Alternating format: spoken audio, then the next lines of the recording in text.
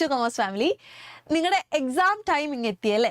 അപ്പോൾ എക്സാം പ്രിപ്പറേഷൻ്റെ ടൈമിലായിരിക്കും നിങ്ങളെല്ലാവരും. ഇപ്പോൾ വൈകാതെ തന്നെ ക്രിസ്മസ് എക്സാം ഉണ്ട്. അത് കഴിഞ്ഞ് ഒന്ന് റെസ്റ്റ് എടുക്കാൻ പോലും സമയം കിട്ടാതെ നമ്മുടെ മോഡൽ എക്സാം, ഫൈനൽ എക്സാം അല്ലേ, എക്സാം ടൈമാണിത്. അപ്പോൾ എക്സാമിന് വളരെയേറെ ശ്രദ്ധിക്കേണ്ട, നമ്മൾ അത്ര ഇഗ്നോർ ചെയ്ത് വിടുന്ന ഒരു ടൈപ്പ് ഓഫ് ക്വസ്റ്റ്യൻ ആണ് ഷോർട്ട് എസ്സേ ക്വസ്റ്റ്യൻസ് എന്ന് പറയുന്നത്. വലിയ ഇമ്പോർട്ടൻസ് നിങ്ങൾ കൊടുക്കുന്നുണ്ടാവില്ല, പക്ഷെ നമുക്ക് മാർക്ക് ഈസി ആയിട്ട് എഫേർട്ട്ലെസ്ലി നേടിയെടുക്കാൻ പറ്റുന്ന പാറ്റേൺ ഓഫ് ക്വസ്റ്റ്യൻ ആണ് ഷോർട്ട് എസ്സേ ക്വസ്റ്റ്യൻ എന്ന് പറയുന്നത്.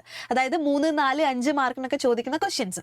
അപ്പോൾ ഈ ഒരു വീഡിയോയിലൂടെ ബിസിനസ് സ്റ്റഡീസിലെ നമ്മുടെ ഷോർട്ട് എസ്സേ ക്വസ്റ്റ്യൻ 3, 4, 5 മാർക്കിനൊക്കെ ചോദിക്കുന്ന ക്വസ്റ്റ്യൻസ് എങ്ങനെ ഹാൻഡിൽ ചെയ്യാം, എങ്ങനെ ആൻസർ ചെയ്യാം എന്നൊരു സംഭവമാണ് ഇന്ന് പ്രത്യേകമായിട്ട് നമ്മൾ ശ്രദ്ധിക്കേണ്ട കാര്യങ്ങളൊക്കെയാണ് ഈ ഒരു വീഡിയോയിലൂടെ ഡിസ്കസ് ചെയ്യാനായിട്ട് പോകുന്നത്. ഓക്കെ, അപ്പോൾ നമുക്ക് എന്ത് ചെയ്യാം, ഒരു ക്വസ്റ്റ്യനിലൂടെ അങ്ങ് പഠിച്ചു പോവാം അല്ലേ, എങ്ങനെയാണ് ഷോർട്ട് എസ്സേ നമ്മൾ കൈകാര്യം ചെയ്യേണ്ടത്, ഡീൽ ചെയ്യേണ്ടത് എന്നുള്ളത് നോക്കാം അല്ലേ. അപ്പോൾ ഒരു ക്വസ്റ്റ്യനിലൂടെ നോക്കാം. അപ്പോൾ ഫീച്ചേഴ്സ് ഓഫ് പ്ലാനിങ്. ഇപ്പോൾ ഫീച്ചേഴ്സ് ഓഫ് പ്ലാനിങ് 2 മാർക്ക് മുതൽ 5 മാർക്ക് വരെ ചോദിക്കാനാണ് ചാൻസ്. ഇപ്പോൾ നമ്മൾ ഈ ഒരു ഫീച്ചേഴ്സ് ഓഫ് പ്ലാനിങ് 3 മാർക്കിന്, 4 മാർക്കിന്, 5 മാർക്കിനൊക്കെ ചോദിച്ചു കഴിഞ്ഞാൽ എങ്ങനെയാണ് ആൻസർ ചെയ്യുക എന്നുള്ളത് നോക്കാം.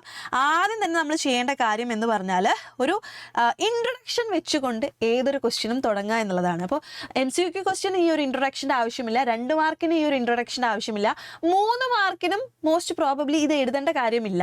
ഓക്കെ, ഇൻട്രൊഡക്ഷൻ്റെ ആവശ്യമില്ല. 4 മാർക്കിനും 5 മാർക്കിനൊക്കെ ചോദിക്കുന്ന സമയത്തും അതുപോലെ തന്നെ എസ്സേ ക്വസ്റ്റ്യനും ചോദിക്കുന്ന സമയത്താണ് നിങ്ങളൊരു ഇൻട്രൊഡക്ഷൻ കൊടുത്തുകൊണ്ട് തുടങ്ങേണ്ടത്. ഓക്കെ, അപ്പോൾ ഫീച്ചേഴ്സ് ഓഫ് പ്ലാനിങ് 2 മാർക്കിനും 3 മാർക്കിനും ചോദിച്ചു കഴിഞ്ഞാൽ ഇൻട്രൊഡക്ഷൻ്റെ ആവശ്യമില്ല. 4 മാർക്കിനും 5 മാർക്കിനുമാണ് ഫീച്ചേഴ്സ് ഓഫ് പ്ലാനിങ് ചോദിച്ചെങ്കിൽ ഒരു ഇൻട്രൊഡക്ഷൻ വെച്ചിട്ട് തുടങ്ങാം. ഓക്കെ, അതായത് സ്റ്റാർട്ട് വിത്ത് എ ഡെഫിനിഷൻ. പല ആൾക്കാരും പ്ലാനിങ്ങും അതുപോലെ തന്നെ ഏതൊരു ടേം പഠിച്ചു കഴിഞ്ഞാൽ അതിൻ്റെ ഡെഫിനിഷൻ പഠിക്കും. അപ്പോൾ അത് 2 മാർക്കിനൊക്കെ ചോദിച്ചിട്ടില്ല എങ്കിൽ ഒരു വിഷമാണ് അല്ലേ, ഞാൻ പഠിച്ചു, അത് എവിടെയെങ്കിലും ഒന്ന് എഴുതണ്ടേ. അപ്പോൾ നമുക്ക് എഴുതാൻ പറ്റിയൊരു അവസരമാണ് ഈ ഷോർട്ട് എസ്സേ ക്വസ്റ്റ്യൻസിനൊക്കെ ചോദിക്കുന്ന സമയത്ത്. ഓക്കെ, അപ്പം എങ്ങനെ എഴുതാം, planning is an important functions of management, അത് മാത്രം എഴുതിയാൽ മതി. അതല്ലെങ്കിൽ എന്താണ്, that involves setting objectives and deciding in advance the best course of action to achieve them. Okay, ഇത് മാത്രമായിട്ട് എഴുതാം. അല്ലെങ്കിൽ planning is deciding in advance what to do. നമുക്ക് എല്ലാവർക്കും അറിയുന്ന ഒരു കാര്യമാണ് അല്ലേ പ്ലാനിങ്ങിനെ പറ്റിയിട്ടുള്ള. അപ്പം നമുക്ക് അറിയുന്ന കാര്യങ്ങളൊക്കെ നമുക്ക് എവിടെയൊക്കെ എക്സാം പേപ്പറിൽ കൊള്ളിക്കാൻ പറ്റുമോ അത് എങ്ങനെ വെറുതെ വാരി വലിച്ച് എഴുതരുത്. 2 മാർക്കിനൊക്കെ ചോദിച്ചു കഴിഞ്ഞാൽ എങ്ങനെ എഴുതരുത്. അപ്പോൾ ക്വസ്റ്റ്യൻ്റെ ആ ഒരു മാർക്ക് കൂടി കൺസിഡർ ചെയ്തിട്ട് വേണം ഇങ്ങനെയുള്ള ആൻസേഴ്സ് ഒക്കെ കൊടുക്കാനായിട്ട്. ഓക്കെ, അപ്പോൾ ഇത് മൊത്തമായിട്ട് കൊടുക്കരുത്, ഏതെങ്കിലും ഒരു ഇൻട്രൊഡക്ഷൻ കൊടുക്കുക. അങ്ങനെ വേണം നിങ്ങൾ ഷോർട്ട് എസ്സേ ക്വസ്റ്റ്യൻ 4 മാർക്കിനും 5 മാർക്കിനും ചോദിക്കുന്ന ക്വസ്റ്റ്യൻസിന് ആൻസർ ചെയ്യേണ്ടത്. ഓക്കെ, ക്ലിയർ ആയിട്ടുണ്ടാവും. ഇനി നമ്മൾ നോക്കേണ്ടത് റൈറ്റ് ഹെഡിങ് അണ്ടർലൈൻഡ്. അപ്പോൾ നമ്മളെപ്പോഴും ഫീച്ചേഴ്സ് ഓഫ് പ്ലാനിങ് ആണ് ചോദിച്ചിട്ടുള്ളത്. അപ്പോൾ ഫീച്ചേഴ്സ് കുറച്ച് പോയിന്റ്സ് ഉണ്ടായിരിക്കും അല്ലേ. അപ്പോൾ ആദ്യം തന്നെ ഈ ഒരു ഇൻട്രൊഡക്ഷൻ കൊടുത്തു കഴിഞ്ഞ് ആ പോയിന്റ്സ് ആദ്യം തന്നെ ഒന്ന് എഴുതി വെക്കുക. അപ്പോൾ ഇൻവിജിലേറ്റർ അല്ലെങ്കിൽ ഇൻവിജിലേറ്റർ അല്ല, പേപ്പർ വാല്യൂ ചെയ്യുന്ന ആൾക്ക് മനസ്സിലാവും ഈ കുട്ടി ഇതൊക്കെ പഠിച്ചിട്ടുണ്ട്, ഫീച്ചേഴ്സ് അറിയാം. അപ്പോൾ എന്താണ്, ചിലപ്പം ആ ഒരു പോയിന്റ്സ് മാത്രമേ കൺസിഡർ ചെയ്യുന്നുണ്ടാവുള്ളൂ അല്ലേ. അപ്പോൾ ആ പോയിന്റ്സ് നിങ്ങൾ എഴുതി വെക്കുക. 3 മാർക്കിനാണെങ്കിൽ 3 പോയിന്റ്സ്, 4 മാർക്കിനാണെങ്കിൽ 4 പോയിന്റ്സ്, 5 മാർക്കിനാണെങ്കിൽ 5 പോയിന്റ്സ്. അത് ആദ്യം തന്നെ എഴുതി വെക്കുക, ഒന്ന് അണ്ടർലൈൻ ചെയ്തിടാം. ഓക്കെ, ഇനി അതുപോലെ തന്നെ right prescribed points from NCERT. നിങ്ങളെല്ലാവരും ഫോളോ ചെയ്യുന്നുണ്ടാവുക NCERT ടെക്സ്റ്റ് ബുക്ക് ആയിരിക്കും. NCERT നിന്നുള്ള ക്വസ്റ്റ്യൻസേ അധികവും ഒരു 95% അല്ലെങ്കിൽ ഒരു 90% NCERT ടെക്സ്റ്റ് ബുക്ക് എന്നുള്ള ക്വസ്റ്റ്യൻസ് ആണ് വരുന്നത്. അപ്പോൾ നിങ്ങളത് പഠിച്ചാൽ മതി. അപ്പോൾ ഇത്രയും പോയിന്റ്സ് ആണ് ഫീച്ചേഴ്സ് ഓഫ് പ്ലാനിങ്ങിൽ വരുന്നത്. Planning focuses on achieving objectives, planning is A primary function of management, planning is pervasive. ഇതൊക്കെ ആദ്യം തന്നെ നിങ്ങൾ എഴുതി വെക്കുക. എന്നിട്ട് അത് എന്ത് ചെയ്യുക, ഡിസ്ക്രൈബ് ചെയ്യുക. 5 മാർക്കിനൊക്കെ ആണെങ്കിൽ 5 പോയിന്റ്സ് നിങ്ങൾ ഡിസ്ക്രൈബ് ചെയ്തിട്ട് വേണം എഴുതാനായിട്ട്. ഓക്കെ, അത് നിങ്ങൾ ബുദ്ധിപൂർവ്വം ഉപയോഗിച്ച് എഴുതുക. 3 മാർക്കിന് 3 പോയിന്റ്സ്, 4 മാർക്കിന് 4 പോയിന്റ്സ്. അതുപോലെ തന്നെ ഫീച്ചേഴ്സ് ഓഫ് പ്ലാനിങ് 2 മാർക്കിന് ചോദിക്കാറുണ്ട്. അപ്പോൾ നിങ്ങൾ എന്ത് എഴുതിയാൽ മതി, ഒന്നുകിൽ പോയിന്റ്സ് എഴുതുക അല്ലെങ്കിൽ ഫീച്ചേഴ്സ് ഓഫ് പ്ലാനിങ് എഴുതുക. അങ്ങനെയാണെങ്കിൽ 4 പോയിന്റ്സ് അവിടെ എഴുതിയാൽ മതി, അത് എക്സ്പ്ലെയിൻ ചെയ്യേണ്ട ആവശ്യമില്ല. അപ്പോൾ അതൊക്കെ ഒന്ന് നോക്കിയിട്ട് വേണം നിങ്ങൾ ആൻസർ ചെയ്യാനായിട്ട്. വെറുതെ കുറേ കാര്യങ്ങൾ എഴുതി വെച്ചാൽ മാർക്ക് കിട്ടില്ല. ഓക്കെ, അതുപോലെ തന്നെ യൂസ് സിമ്പിൾ ഇംഗ്ലീഷ്. നിങ്ങളേതായിട്ടുള്ള ഇംഗ്ലീഷിൽ എഴുതിയാൽ മതി.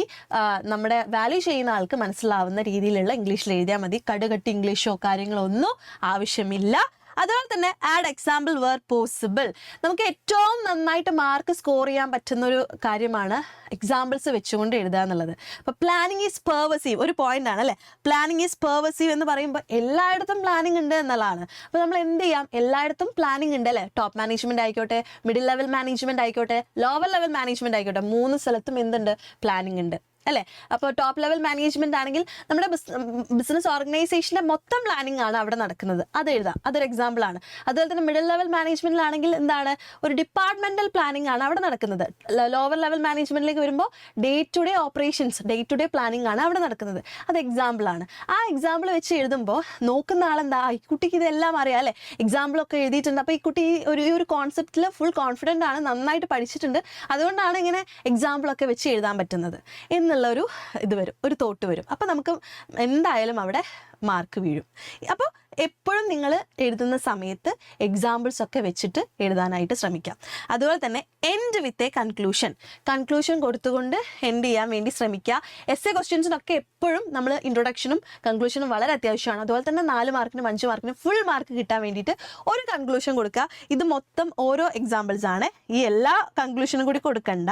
നമ്മൾ ക്വസ്റ്റ്യൻ തന്നെ ഫീച്ചേഴ്സ് ഓഫ് പ്ലാനിങ് ആണ്. അപ്പോൾ നമ്മൾ എന്ത് ചെയ്താൽ മതി, Das planning is essential for effective management, അത് എഴുതി അവിടെ നമുക്കത് അവസാനിപ്പിക്കാൻ പറ്റും അല്ലേ? അപ്പോൾ ഇങ്ങനെ എപ്പോഴും ക്വസ്റ്റ്യൻസ് എന്താണോ ആ ക്വസ്റ്റ്യൻസിനനുസരിച്ച് വേണം ആൻസർ ചെയ്യാനായിട്ട്.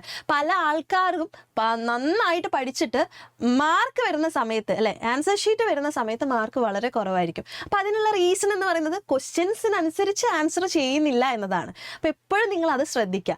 ക്വസ്റ്റ്യൻ എന്താണോ അതിനനുസരിച്ച്, ക്വസ്റ്റ്യൻ എത്ര മാർക്കാണോ അതിനനുസരിച്ച് വേണം ആൻസർ ചെയ്യാനായിട്ട്. എപ്പോഴും ശ്രദ്ധിക്കുക. ഇങ്ങനെയുള്ള കാര്യങ്ങൾ എപ്പോഴും നോട്ട് ചെയ്തിട്ട് വേണം എക്സാമിന് പോകാനായിട്ട്. ഓക്കെ, അപ്പോൾ ഇതുപോലുള്ള വീഡിയോസ് ആയിട്ട് വരാം. അടുത്ത വീഡിയോയിൽ കാണാം. ബൈ.